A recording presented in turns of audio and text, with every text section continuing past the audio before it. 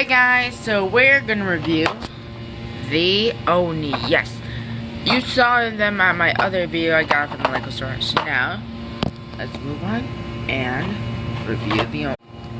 Alright, so we just assembled the Oni. Let's start with this one.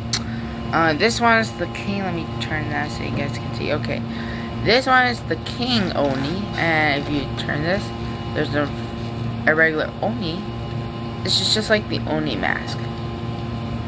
And yes, I think these antlers are new. I don't know if they were from a set from the past, but there we go.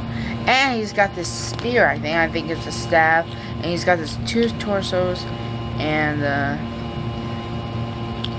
the bicycle. This is from the Sons of Garmadon, and these are the shoulder pads like the ninja has a lot of times. Alright. That's it. Now we have the original Oni. And then he has the if you want, I think there it has that for a reason. If you turn this, let me see if I can do it with my hand. Hold on. Well, unless you take it apart and put it back in. Alright. You turn that, it might become oh, hold on.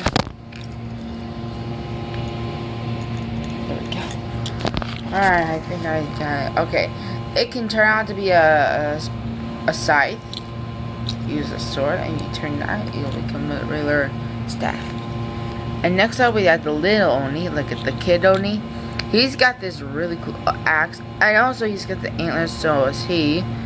They can come apart and back. He's got the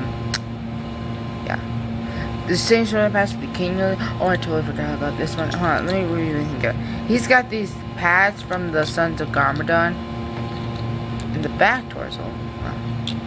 And what's the identical part is the bodies right here. They have wearing rocks.